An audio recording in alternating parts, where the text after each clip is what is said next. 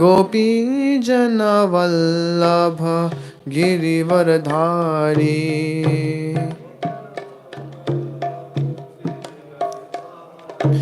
जय राधा माधव कुंज बिहारी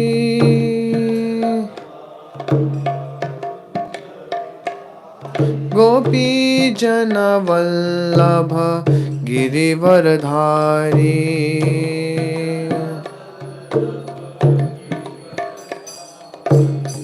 यशोदानंदन व्रज जनरंजना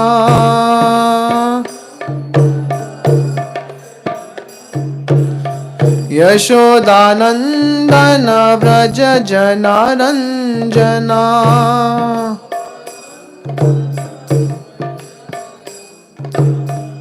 यमुना तीरावनचारी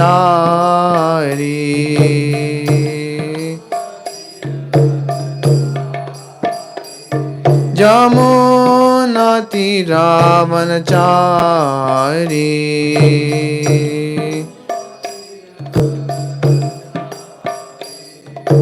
जय राधा माधव कुंज बिहारी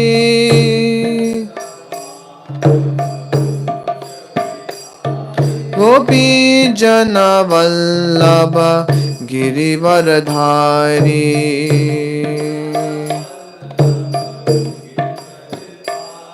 हरे कृष्णा कृष्णा कृष्णा हरे हरे हरे रामा राम राम हरे हरे हरे कृष्णा कृष्ण कृष्ण हरे हरे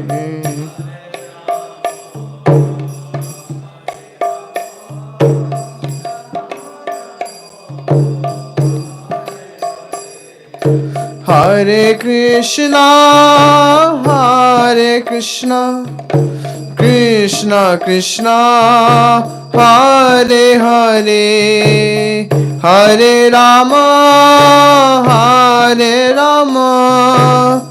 राम राम हरे हरे हरे कृष्णा कृष्ण कृष्ण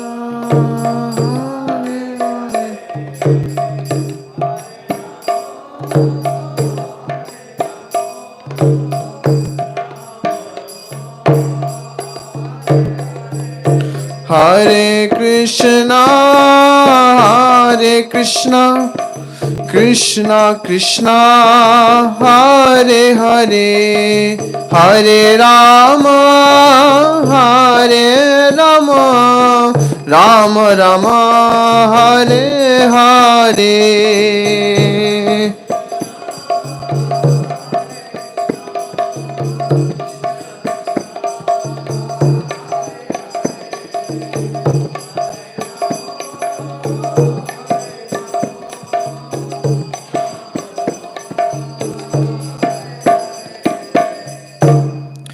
ओम Vishnupad Paramhans परिव्राजकाचार्य अष्टोत्तरशतशी Shrimad divine grace अभय चरणारविंद भक्ति वेदांत स्वामी श्रील प्रभुपाद की अनंत कोटि वैष्णव वृंद की नाम आचार्य शील हरिदास ठाकुर की कलियुग पावन श्री हरिनाम संकीर्तन महायज्ञ की ग्रंथराज श्रीमद् भागवतम की निताय गौर प्रेमानंदे All glories to assembled devotees.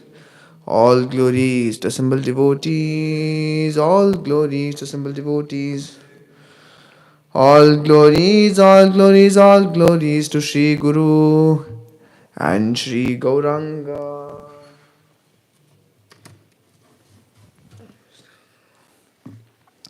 Om Namo Bhagavate Vasudevaya. Om Namo Bhagavate Vasudevaya. Om Namo Bhagavate Vasudevaya.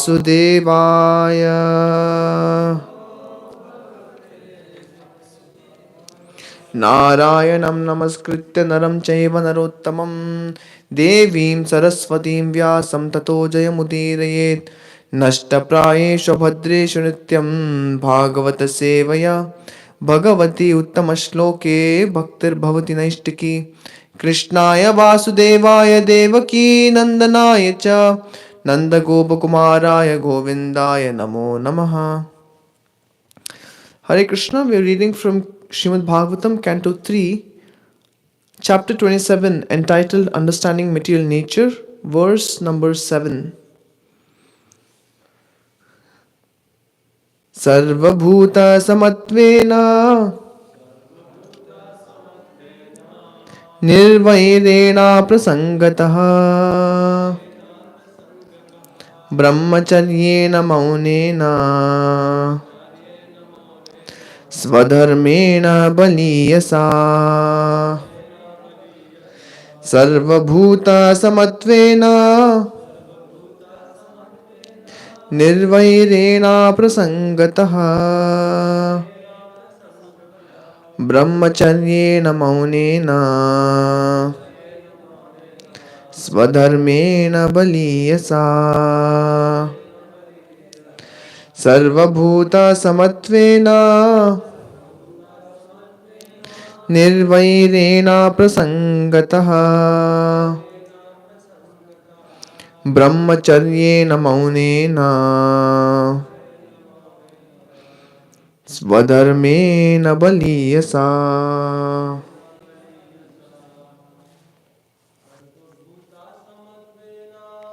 Sarvabhuta samatvena Nirvairena atmasangataha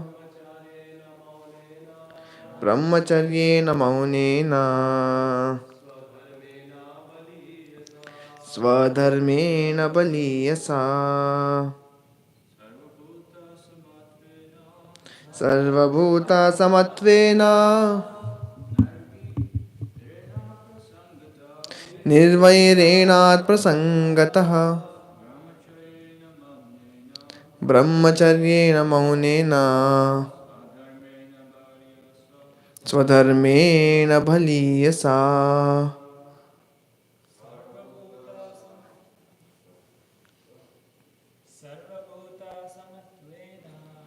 Sarvabhuta samatvena Nirvairena prasangataha Brahmacharyena maunena Swadharmena baliyasa. Sarvabhuta samatvena Nirvairena prasangataha Brahmacharyena maunena Swadharmena baliyasa. Mataji. Sarvabhuta samatvena Nirvairena prasangataha Brahmacharyena maunena Swadharmena baliyasa.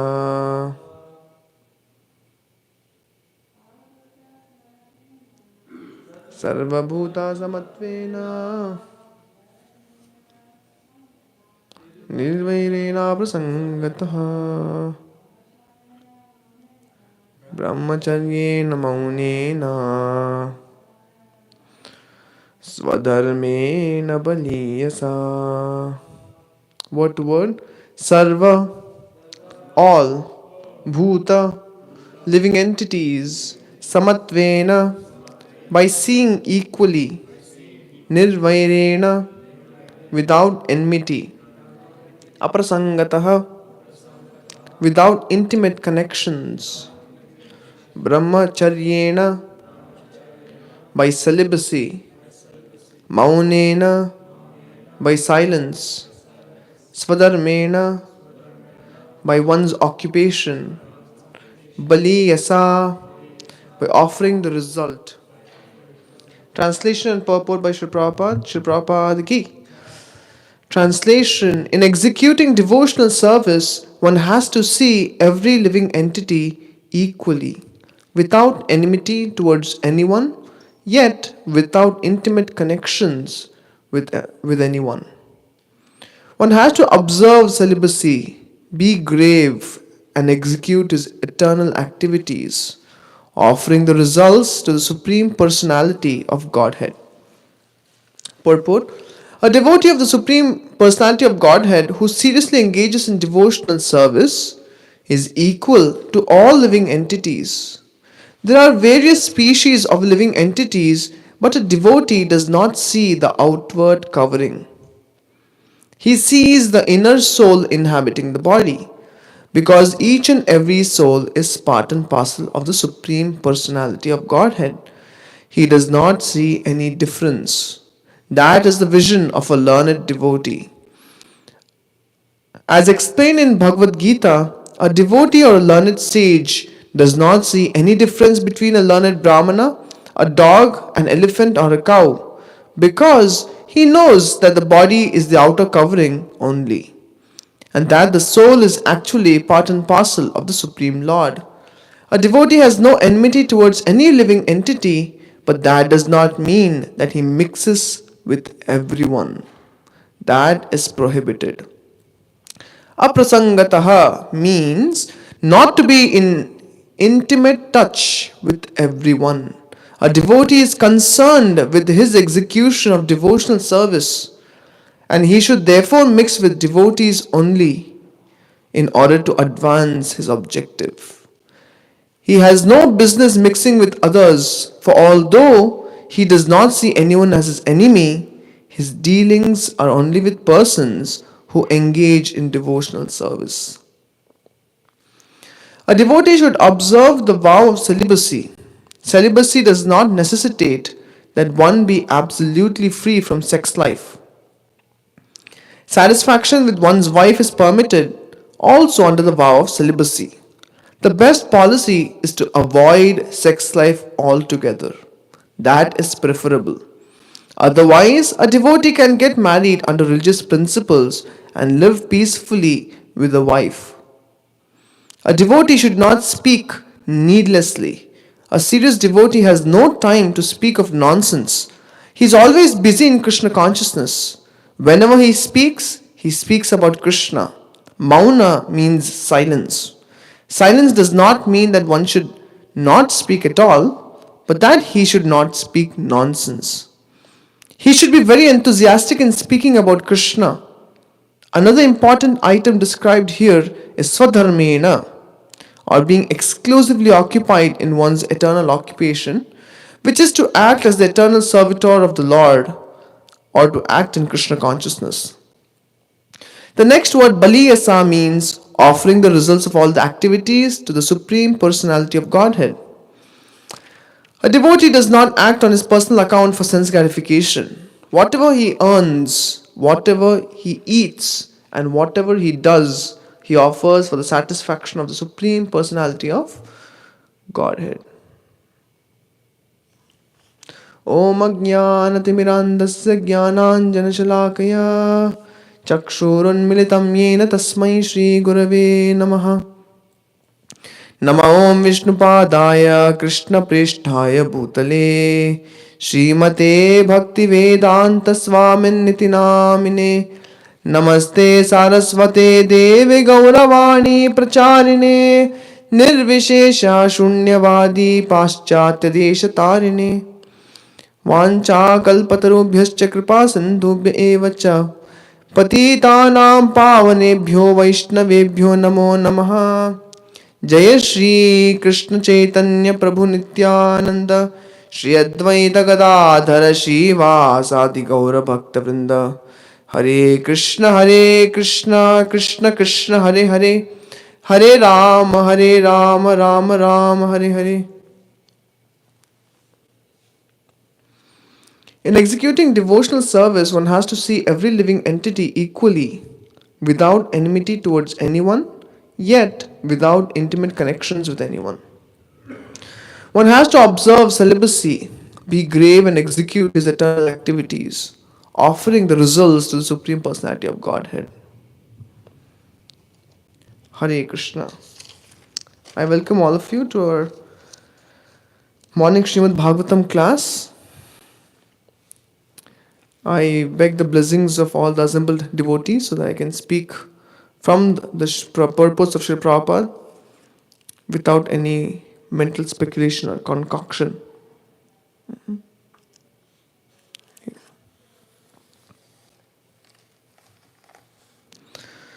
As Sri Prabhupada mentions in the purport, in the 5th chapter, Krishna mentions Vidya Vinaya Sampanne Brahmane Gavihastini Shuni Chaiva Shupakicha Pandita Samadarshina.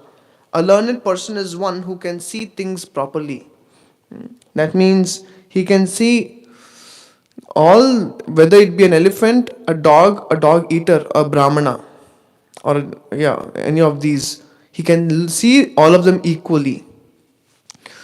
So seeing them equally means, of course, he's going beyond gross body, he's going beyond subtle body, and he's seeing the spiritual spark, the soul. Why? Because qualitatively all the souls are same.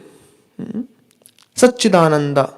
So therefore a learned person understands everyone is a part and parcel of Krishna, and therefore they have to be seen equally. So the 5 qualities mentioned in this verse. First one is Sarva Bhuta Samatvena. Go to the verse. First one is Sarva Bhuta Samatvena. That means looking at everyone, seeing everyone equally, without enmity or without too much affection. That's Nirvairena Aparasangataha. And next quality spoken about is Brahmacharyena. Then third one is Maunena. And fourth one is Swadharmena Baliyasa. That means engaging in the devotional service for the purpose of the pleasure of the Supreme Lord. So 4 qualities are mentioned. So here you will find Kapila Muni is speaking all this to his mother Devahuti because she has asked him for the solution to overcome material nature.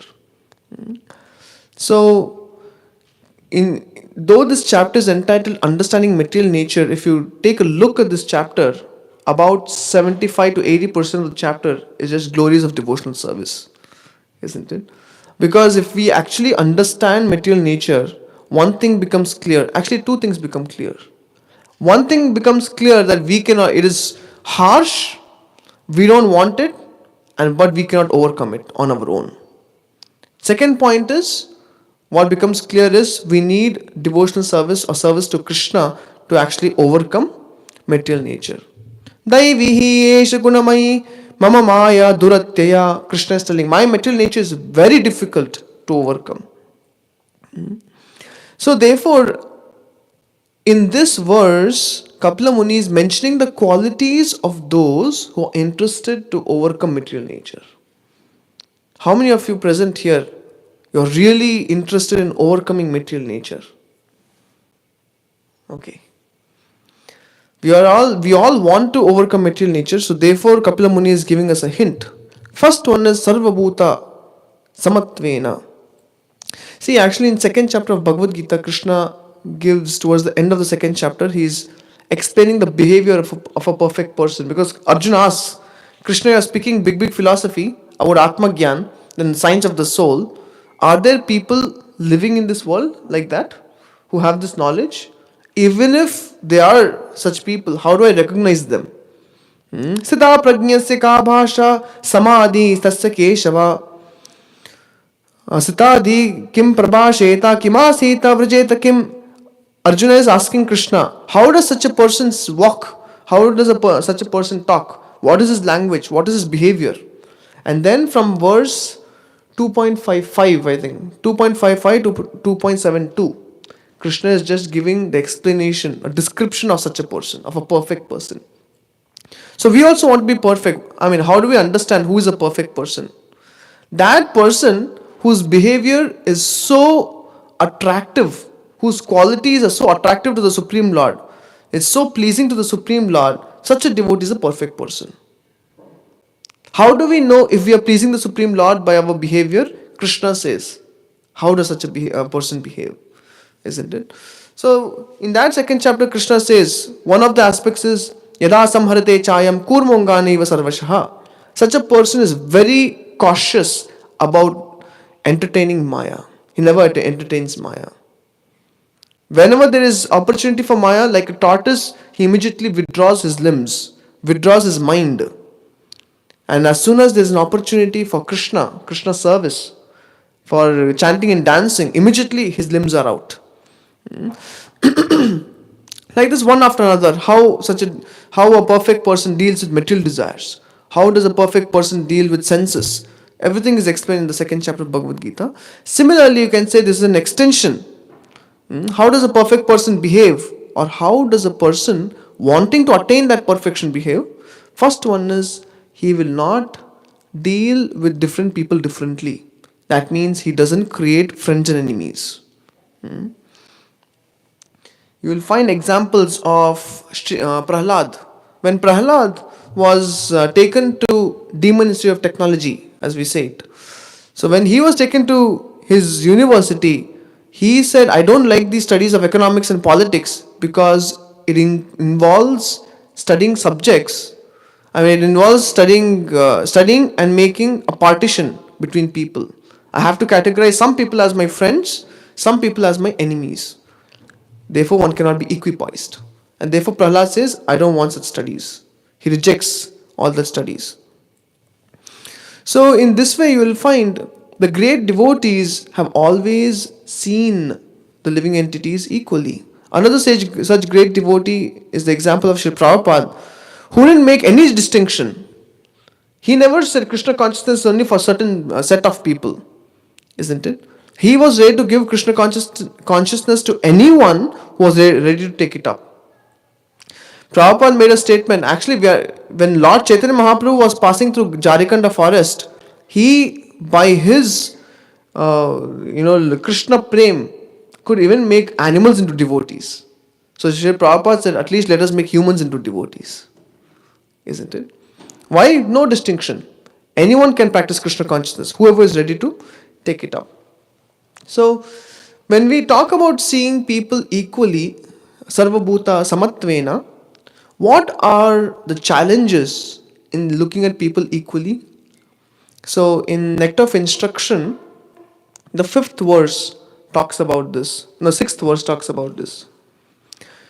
Drishtay svabhava janitay vapusashcha joshayir na prakritattvamiha bhakta janasya pashyed Gangambasam nakalabud budafena pankair brahmadravatvam apagacchati niradharmaihi. This is Nectar of Instruction 6th verse, where Sri Rupa Goswami is explaining. Interestingly, the first line you will read. See, we all know when we come to devotional service, anyone who's chanting Hare Krishna, we should not mind. Isn't it? That means sometimes we see American devotee, no problem. He's chanting Hare Krishna. What difference does it make? Someone is a Chinese devotee, no problem. Chanting Hare Krishna, what does it matter? Someone is an African devotee, doesn't matter. So sometimes we can tolerate bodily differences. But what sometimes we cannot tolerate is the differences in the subtle body. That means of nature, swabhava. Interestingly, actually, yesterday I was just going through this Bhakti Shastri course on this verse. Swabhava janitai. He says, Drishtai swabhava janitai vapushascha doshair. That means both. Not just differences in the body, gross body, one should also become indifferent to the differences in the subtle body. That means natures. So, what does that mean? That means swabhava is, see, swa means self, bhava means nature. Swabhava means one's own nature. Actually, one's own nature is what? Spirit soul is Satchidananda. One's own nature is to serve Krishna, love and serve Krishna. But when as the soul comes from spiritual world to material world, it has acquired different designations. Over millions of lifetimes, millions of designations. Karanam guna sangosya sad asad yoni janmasu, like that Gita says. That means by associating with modes, we have acquired different qualities. So this is our acquired traits or acquired nature, which has become so intrinsic that we feel this is our nature, isn't it? So that means you can see sometimes, usually one may offend others by saying, "Oh, that devotee is always angry devotee." You can categorize people as angry devotee. So you can categorize people as greedy devotee, this devotee, that devotee. It's very very bad. Why? Because we are actually talking about natures. So therefore, in the 11th canto of Srimad Bhāgavatam, one verse is mentioned. You will find this. Yeah. Okay. Before coming to this verse, actually in the Bhagavad Gita, you will find in 18th chapter, Krishna is explaining about duties according to nature, isn't it? Brahmana's duties according to nature. He's supposed to teach, yajan, patan, patan, dan, pratigya, and he's supposed to have qualities like shama, tapan, tapas, shaucham, chantir, arjavam, vacha. So, like that, Krishna mentions one is supposed to be austere. Brahmana is supposed to be austere, controls senses, controls mind, is tolerant, is simple, forgiving. These are all qualities of a Brahmana. Can Kshatriya be forgiving? How can he fight then? Isn't it? So, after every verse in the 18th chapter, the last line, as he mentions the occupations of these differently natured devotees, finally he says these are the qualities born of their nature. Swabhavajam is written. Similarly, he mentions the qualities of a kshatriya, and then finally he says again Swabhavajam. Then he mentions Vaishya and says Swabhavajam. All these occupations are born of one's nature. So now we can understand how intrinsic is one's nature. And Krishna says it is so intrinsic that one should not even try to imitate the activities of someone else's nature. Today, everyone wants to be a software engineer because that's what gives us the money, isn't it? But actually, you will find many students, they hate coding. They hate coding, they hate computers. All they want to do is, they're happy with farming, but farming will not give you money. So, because of which people are unsatisfied, they're dissatisfied. Why? Because they're not doing something that is natural to them. So, when Krishna talks about Swabhava Jam, that means the in nature is so intrinsic. Even if I give you 24 hours, most of the time will be utilized towards that direction, which supports our nature. Isn't it? For example, if someone likes music, he'll spend most of his time, practicing instrument or trying to sing better, isn't it? Because that's the acquired nature. If someone is a cook, you don't have to tell him. He himself will go and cook some extra sweets. He'll make some nice breakfast preparations. Or on the contrary, if someone doesn't like to cook and you put him for breakfast cooking, he'll cook the worst khichdi possible so that his name will be removed, isn't it? So you'll find this because it's not his nature. So therefore, in Bhagavad Gita 18th chapter, Krishna is explaining Swabhava is very very intrinsic. So in CC, in Chaitanya Charitamrita, in Madhya 24th chapter 201, it says, but this nature Swabhava is only acquired. Why? Because Jiva or soul has another Swabhava. What is that? Jivera Swabhava Krishna Dāsa Abhimana Dehe Atma Jnane Acha Dite Se Jnana. That means the Jivera Swabhava is what? Krishnera Dāsa Abhiman. That means if we are situated on the soul platform, one is so happy that I'm Krishna Das. And for being Krishna Das, to serve Krishna and devotees, I have no reservations. I will not say this is my nature. That's the difference between Varnashrama and pure devotional service. Varnashrama is what? Varnashrama means according to my nature, according to my limitation. But actually, if you go to pure devotional service, what is it? Whatever pleases Krishna. Isn't it?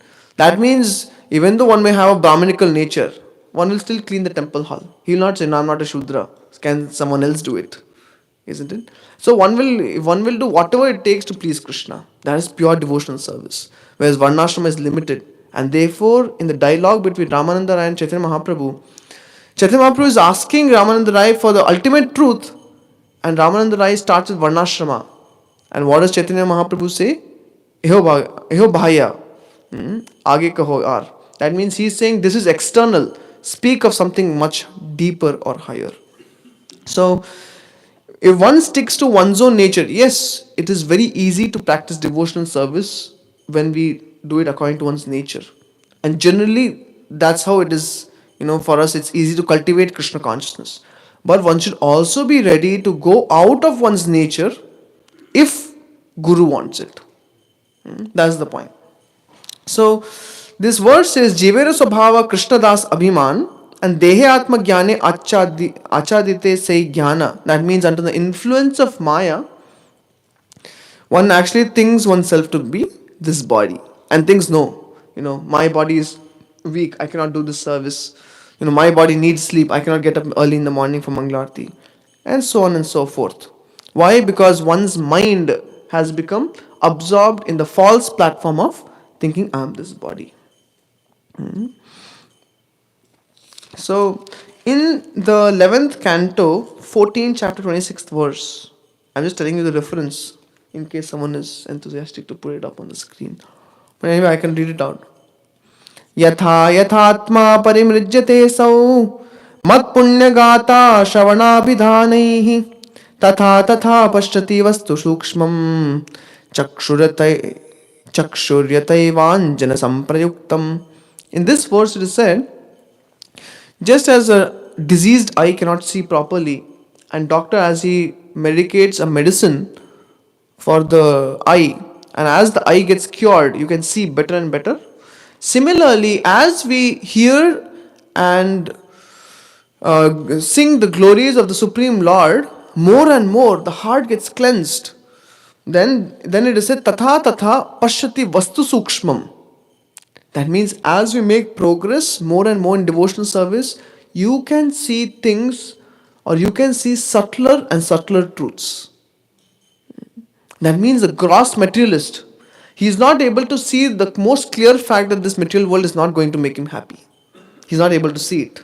Though he has eyes, sometimes we have extra, isn't it? But still he cannot see it. Why? Because he is completely on the gross platform. But as we get some glimpse, you take little prasadam, as it goes and nourishes our consciousness, immediately you can understand spiritual life is so nice. But still one has an attachment to the material life, materialistic life. As he associates his devotees, starts hearing about Krishna, starts hearing, from Bhāgavatam and Bhagavad Gita, Krishna's words and glories of Krishna, hearts start getting cleansed. As that happens, subtler truth, I am not this body, I am spirit soul. Then even subtler truth, I am not a spirit soul wandering in this world, I am a spirit soul, part and parcel of Krishna. Mamai vamsho jivaloke jiva bhuta sanatanaha. I have an eternal relationship with Krishna. It's not external. It's not we are trying to create a relationship. It's already existing. Nitya Siddha Krishna Prema Sadhya Kabo Nai Shravanadi Shuddha Chitta Karaya Udai. So therefore by hearing regularly the glories of Krishna from pure devotees, what happens? It goes into our ears, enters the heart and cleanses the heart of all the contamination. So when we come to this world, we have accepted innumerable amount of designations. And of course the basis of all the designation is I am the enjoyer. So in that can manifest in different ways. I can enjoy in the form of a doctor by trying to heal others. There's also enjoying. Can anyone explain how?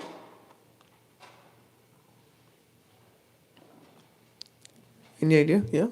Like we were hearing in class yesterday that the materialist thinks that they're the friend of all of the entities, so that he's explaining that purport to Prabhupada that these people who are more altruistically inclined, they're actually deriving the sense of enjoyment from thinking that they are actually the helper of all the entities as Krishna would be. Yeah, correct. Yeah, so one is actually taking the position of Krishna and to say that I am actually the benefactor of all the living entities. So in that way one enjoys. Similarly, one can enjoy in form of a businessman, because of course he gets money. One can enjoy in form of man's body, woman's body, other than man's and woman's body. All different kinds of designations accepted just for one simple basic truth, not truth, but false accepted mentality of I am the enjoyer, isn't it? So in this way, one accepts many designations. But as we give our ears to oral reception of the glories of Shri Krishna, and we chant the glories of Shri Krishna through name and fame, what happens? The heart starts getting cleansed. What there's Kapila says this in 25th chapter. Aham mamabhimano tehi kama lobade birmalaihi vitaraga bhaya shuddham.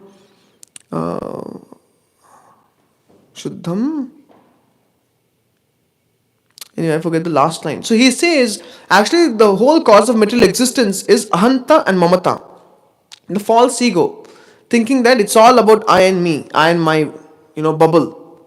That's all. So for the materialistic person, the whole, and sometimes to devotees on the sadhana path, sometimes the whole world revolves around them, isn't it? If something doesn't go according to my will and wish, then I get the right to be angry upon anyone. If something doesn't pleases me, then I don't care about others. I get to react in whatever way I want. So in this way, for a person, either a materialistic person or on the path of sadhana bhakti, he is constantly thinking about oneself as a center of the universe, pivotal point. So more and more, as the Shravanadi Shuddha Chitta, that means as consciousness becomes purified, this result happens. That is Tatha Tatha Pashyati Vastu Sukshmam. We can see subtler and subtler truths. Gradually, one comes to the point of understanding I am not the enjoyer. That happens. And of course, you will find in one other verse, Kapila Muni was calling material nature Maya as very subtle. I forget the verse, but he was calling Maya is also very subtle, isn't it? That means it takes a good amount of progress. See, Maya is also present at different levels. She's also very gross, and it's easy for us to say no to gross Maya. What is gross Maya? Meat eating, gambling, illicit sex, intoxication. Very easy to say no because you can easily avoid. You can identify it. But can we all identify subtler Maya? Can you give an example of subtle Maya? Yeah, pride. Pride in one's heart. Yeah, prestige, name and fame. Envy for devotees, others. Yeah. Sorry? Illusion. Okay. The illusion is covering, put in all this thing. Some are thick covering, some are thin covering. Like one famous, you can say, person, he said, as he made his spiritual progress, at one point in time, it's said in his autobiography, at one point in time, he felt so purified. And finally, that day came when he understood he himself was God. You know, Prabhupada says this is the last snare of Maya. Why? Because the enjoyership mentality, it come finally, if Maya has to put the, her last attack, that is to make the person think you yourself are God. Why? Because as we make progress in spiritual life, we become purified. When one sees on that platform, there's a tinge of dirt, and that Maya uses to make one person think that you are only God. Because one sees, oh, I'm free from lust, I'm free from anger, I'm free from greed. I've seen many people also when I meet them, when I talk about lust, they say, Prabhu, I never felt these things. It's only after they start attending classes, they start chanting Hare Krishna. Later on, they say, I also have these problems. Why? Because they are at such gross levels, they don't even know they are diseased, isn't it? So what happens as we progress, as we get more purified? One thinks I'm better than the Guru. His Holiness Haldar Swami Maharaj in Pune, he was giving one lecture, and he said, you know why many of us cannot make progress? He was saying with a strong voice. He was saying, do you know why we cannot make progress? Because if we make enough progress, we will remove Prabhupada and sit on Prabhupada's chair and say that I am the next guru. Isn't it? So he was saying such a nice point. Yeah, why? Because it is there inside. The dirt is still there. So in this way, we are accepting, in this way, Maya is also attacking us at different levels, from gross to subtle. And the subtle most is to think that I am perfect. I have overcome lust. And therefore you will find the pure devotees, like Bhaktivinoda Thakur, like Narottam Das Thakur. What are their prayers? Like the Goswamis. They always saying, I'm most fallen. Haridas Thakur. Have you ever seen any pure devotee say, I've overcome lust? It's only the neophyte devotees who say, Prabhu, I think now I'm okay. I don't feel so much of lust anymore. You'll never find pure devotees speak like this. Why? Because real progress means one can actually see even the fine tinges of dirt in the heart. One can see that. And therefore they're very careful. So therefore another metric of advancement in Krishna consciousness can be to see how careful is one in dealing with Maya. If someone is loose and casual about Maya, that means he hasn't taken devotional service very seriously. If one is taking Maya very seriously, that means, for example, say there was nothing to eat. One devotee can say, oh, that's okay, let's go to a nearby restaurant and eat. He's very casual about Maya. Whereas other devotees saying, no, Prabhu, why to eat karmic grains?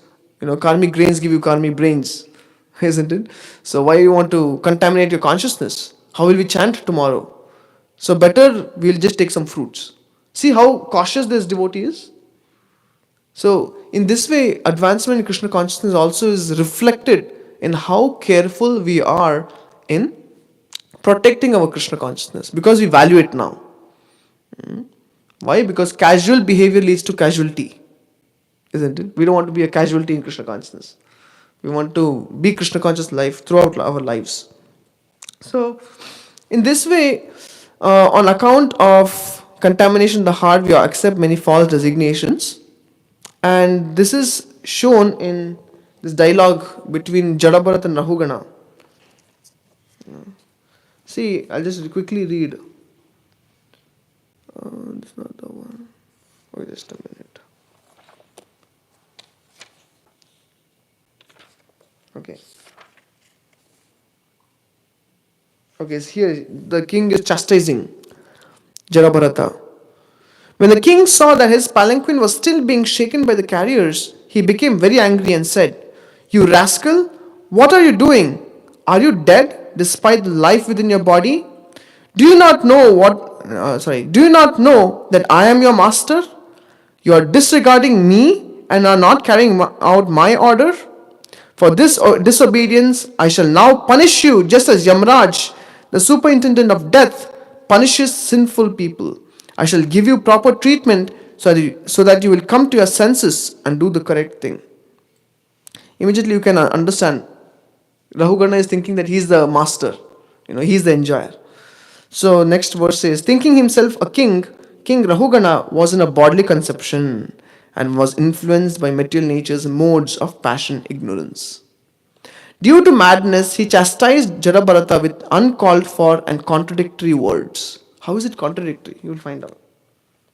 Jarabharata was topmost devotee and the dear abode of the Supreme Person of Godhead. Although considering himself very learned, the king did not know about the position of an advanced devotee situated in devotional service, nor did he know his characteristics. Okay, now Jarabharata speaks. I'll just speak the important points. Yeah. My dear king, Jarabharata is speaking, and hero, whatever you have spoken sarcastically is certainly true. Actually, these are not simply words of chastisement, for the body is a carrier. There is no contradiction in your statement because I am different from the body. I am not the carrier of the palanquin. The body is the carrier. So king was chastising Jarabharata, saying that you're not carrying properly. So he said, yeah, I'm not the carrier. Body is carrying. I'm the spirit soul sitting in the body. Certainly, as you have hinted, I have not labored carrying the palanquin, for I am detached from the body. You have said that I am stout and strong, and these words are befitting a person who does not know the distinction between the body and the soul. That means King said, you are fat and strong. Why aren't you putting some effort? So he said, yeah, but fatness, thinness, the color, caste, creed, all this is only pertaining to the body. It doesn't describe the soul at all. Is your soul thin? Is your soul fat? If someone says, Prabhu, you are eating like a pig, body is eating, soul is not eating, isn't it? So why to get affected? So it is only when does harsh words affect us? When we identify with the body, isn't it? For example, I have this watch. If someone says, Prabhu, this watch is, it doesn't look good, then if I'm attached, I'll feel pain. If I'm not attached to this watch, I'll say, okay, let it be, isn't it? No, but I'll still take care of it because Krishna has given it to me, put in my custody. So in this way, Jadabharat is defeating. Staulyam karsham vyadhaya adayascha kshutrit bhayam kaliricha jaracha nidraratir manyuraham madashucho dehena jatasya himena santi. Fatness, thinness, bodily and mental distress, thirst, hunger, fear, disagreement, desire for material happiness, old age, sleep, attachment for material possessions, anger, lamentation, illusion, and identification of body with the self are all transformations of the material covering of the spirit soul. How many coverings we have for the spirit soul? Two coverings, subtle and gross body. A person absorbed in the material bodily conception is affected by these things, but I am free from all bodily conceptions. Consequently, I am neither fat nor skinny, nor anything else you have mentioned, like that Jadabharat says. Yeah. You have unnecessarily accused me of being dead though alive. As far as you're thinking that you are the king and master and are thus trying to order me, this is also incorrect because these positions are temporary. In this world, you will find sometimes in a company you have a particular position and your friend is in a higher position above you. But if you put effort and you apply for a position, you can get a position higher than your friend. So at one point in time, he was your master, your boss. In future, you can be his boss. So therefore, it is said these positions are completely temporary, isn't it? Like sometimes you will find a father is a king of an estate. He has a big estate for him under his name. He gives it to his son, and the son will imprison the father. So though son was under the father, now father is under the son. So can father say, because I'm your father, I'll chastise you, I'm better than you? A temporary position. So don't become proud of position. Today one is temple commander, tomorrow someone else is temple commander, isn't it? So therefore in Chaupai temple, someone was saying, therefore in Chaupai temple we have 4 temple presidents. Why? So that other people will be very careful. If I am a temple president, I'll be careful because I know my term is only this much time. Tomorrow it's a rotation basis. If someone else becomes the temple president, and if I don't deal with him properly now, tomorrow he'll not deal with me properly. So everyone is very careful, isn't it? Yeah. So like this, anyway, Jadabharat is making it very clear to our Rahugana, who is thinking that I am the master. Of course, why? Because he is under Maya. My dear king, if you still think that you are the king, that I am your servant, you should order me, and I should follow your order. I can then say that this differentiation is also temporary and expands only from usage or convention. Yeah, who is the master and who is the servant? Everyone is being forced by laws of material nature. Therefore, no one is master and no one is servant. That means everyone is being controlled by Maya. You have seen the picture where more of goodness, passion, ignorance is controlling us like the puppet. We are having strings and we are just moving according to the modes. So therefore, how can you say you are the master? Your master is also Maya. My master is also Maya, isn't it? So it doesn't matter. It's all contradictory. Like that, he makes it very clear. Yeah. See, my dear king, you have said, you rascal, you dull, crazy fellow, I'm going to chastise you. So in this regard, let me say that although I live like a dull, deaf and dumb man, I'm actually a self-realized person. What will you gain by punishing me? If your calculation is true and I am a madman, then simply punishing me is like beating a dead horse. What will happen? Only your hands will pain. Like that he says. So anyway, you'll find that therefore when we accept material designations in this world, they're all temporary, false designations. So therefore, by doing Shravanam Kirtanam, Mat Punyagata Shravanabhidanaihi Tata Tata Pashyati Vastu Sukshmam. That's where our focus should be, to gain deeper and deeper realizations of the material world. To understand this material world is not a place of enjoyment, and we are all servants of Krishna. We all have to go back to spiritual world. So we want to get deeper and deeper realizations.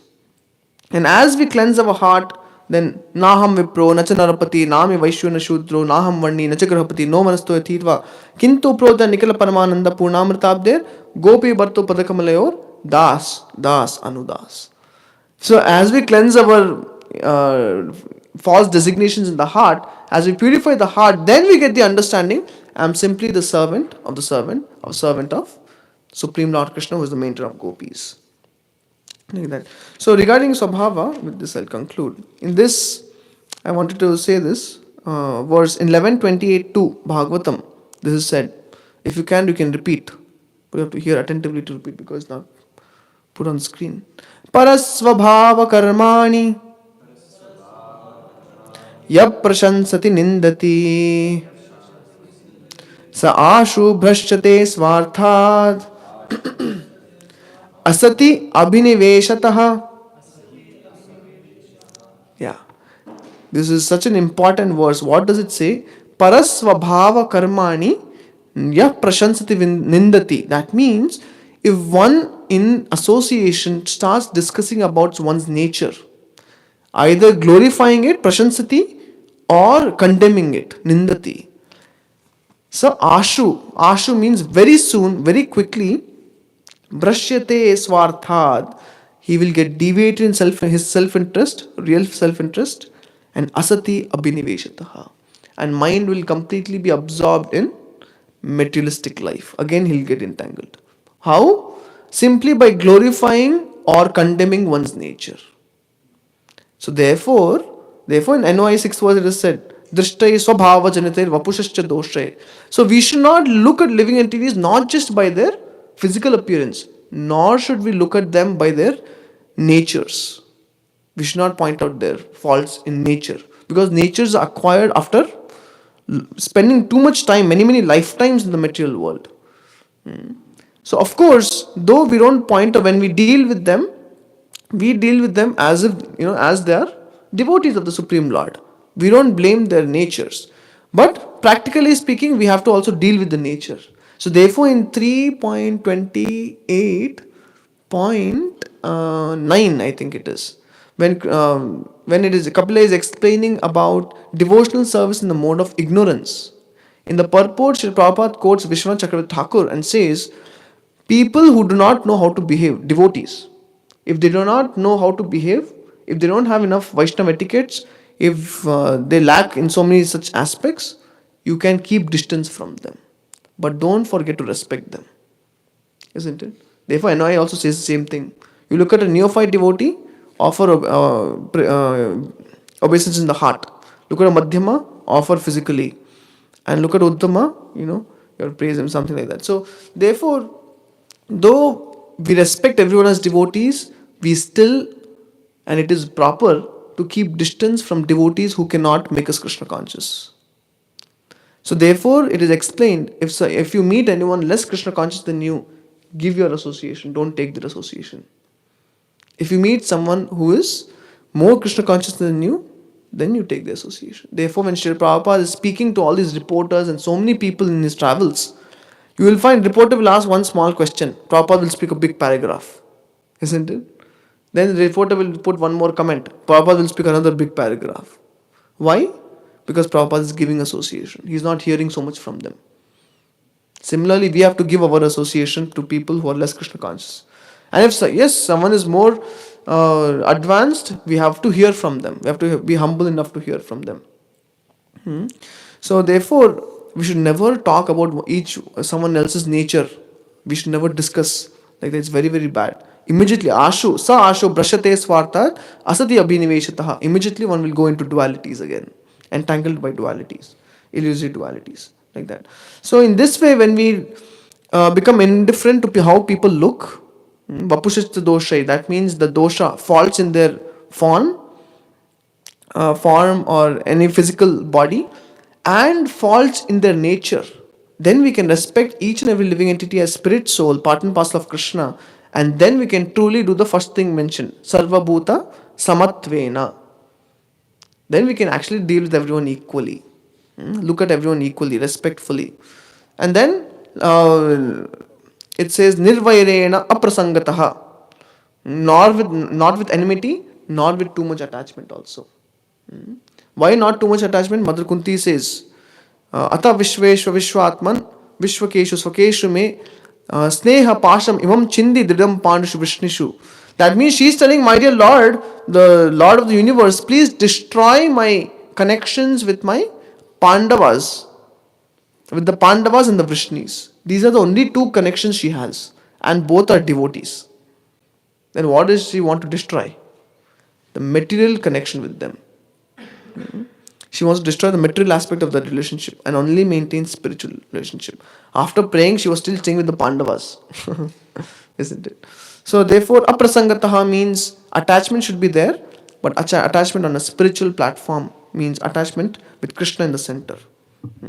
Then of course, Prabhupada talks about brahmacharyena, celibacy. He talks about maunena, not to simply keeps joking around, speaking something from the movies, basically it wastes our energy. Too much speaking. According to Ayurveda, our lifetime is also defined according to number of breaths. So if we are speaking too much unnecessarily, we are calling death close by, it is said. So therefore, we don't speak nonsense. We just share Krishna Katha as much as possible. And then, swadharmena baliyasa. That is, whatever we are doing, let it be an offering to Krishna. With that intention, we should perform our duties. So I'll stop here. There is 1 minute if anyone wants to share anything or ask any question. Yeah, you can just ask. I'll repeat your question. There's only 1 minute by the time you get the mic. Yeah. Just appreciating that point that the great acharyas and pure devotees, they think of themselves as very low. I was remembering when we were hearing S.P.K. Maharaj recently, and he gave the Dāsa puja offering at Bhakti Maharaj. And he's saying, I might tell you, Srila Prabhupada, how many temples have opened, Yeah. how many devotees I've made, how many. But you'll ask me, are you free from lust? Yeah, Are you correct. free from lust? Are you free from lust? And he repeats it again and again. It's really terrifying. And also, if you hear Bhakti Vinod Thakur's songs, like singing about that Gopinath Vajam, he says, Asura Sakala Payalo Charanam Vinod Thakilo Bosai. Even though all the demons got liberation, I am so fallen that I am remaining in worldly existence. So it's pretty interesting.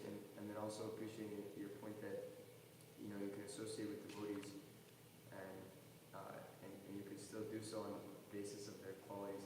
Maybe you could give some further advice on how to associate with devotees in a mood of friendship without doing so on the basis of their external qualities. Maybe. Just by Or not based on external qualities. yeah, because it's true that we naturally are going to have association with people who are more personally attracted to, or we have more compatible personalities with. So, should we try to minimize that kind of relationship, or should we just purify it, speak Krishna Katha, I mean, any relationship in devotee circle is based on Krishna Katha. So it doesn't really matter. For example, say you're sitting at the prasadam table and if someone just out of nowhere brings out criticism of another devotee, that's what we have to be away from. If you're seeing devotees equally and you're sharing Krishna Katha, they are sharing Krishna Katha, there's no problem. Yeah. So lacking Vaishnava etiquette means some people don't know how to speak. At least in the Western world, they don't use Prabhu, they don't use anything. So then you have to be very careful because sometimes you can pull the other devotee down. If I'm saying instead of Prabhu, I'm saying bro, and I'm using all the slangs, then actually I personally wouldn't like to associate with that person because if I keep associating with him, then I will get those things in my language also. Those things. But of course, when time for Krishna Katha comes, book reading comes, Harinam comes, then we go together. So one can always be very careful in whom to associate with, just to make sure we progress in our devotional service. Because Bhaktivinoda Thakur says everything starts with useless talk. Useless talk, then arguments, fault finding, blasphemy, fall down. That's how it starts. And then, okay, anything else? Yes, Prabhu. I have a question about free will and how free will plays into dealing with our intrinsic nature of this material body. How free will? How free will plays into dealing with the intrinsic nature of our material body. Well, we have minute free will to act, but generally, if we don't act under the supervision of a guru, or you can say your spiritual mentor, who himself, like, he also should be under guru's guidance, then he's bona fide. So then, what we will do is automatically we will use our free will to do things we like. Like and dislikes are anyway products of our own false ego. So one has to be careful. So our free will should be used to please Guru, and Guru will give guidance of how, what he wants us to do. Then we can do accordingly. Otherwise, what will happen is we will do what we like to do, but usually what we like to do doesn't purify us so much than what we are supposed to do. Does that make sense? Yeah, I mean, so generally, don't take it to other extreme where guru will say only study shastra for 12 hours. No one will say that. Anyway, chant and dance, but it has to be done under guidance. Guru is also very compassionate too. He understands. Like Sri Prabhupada said, he had one servant, Ishan, and Ishan would always ask Sri Prabhupada, "What can I do for you?" Prabhupada would ask, "What would you like to do?" And he would ask, "Prabhupada, you tell me, what can I do for you?" And Prabhupada said, "No, you please tell me what you would like to, what do you like to do in Krishna consciousness?" Then he saw many, many devotees coming, big book distributors. This is somewhere in Europe.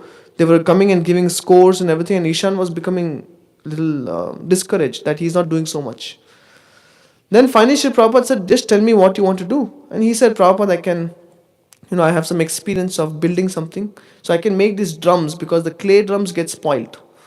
So Prabhupada said, "Yeah, you do it." And because it was done under guidance, he came up with the other drum, which is weatherproof. Isn't it? And that was actually, ISKCON drum. Isn't it? So why? Because though he did use his free will to do what he likes according to his nature, but it was under the guidance of Guru. Then it's proper. When Guru says one thing and says, no, the disciple is saying, "No, I don't like this because it's not my nature," that is not good. So free will can be utilized properly, and Guru usually helps the disciple use his free will according to his nature to engage in Krishna service. That's okay? Okay. Just on that point, I was noticing also that Bhaktivinoda Thakur is saying that in the execution of my service to the Guru, whatever difficulties, whatever inconveniences and pains are coming, It's all sources of happiness. my greatest pleasure. Yeah, greatest pleasure, correct. Okay, so we'll stop there. Granth Srimad Bhāgavatam ki, Srila Prabhupada ki, Nitai Gaur Premanande.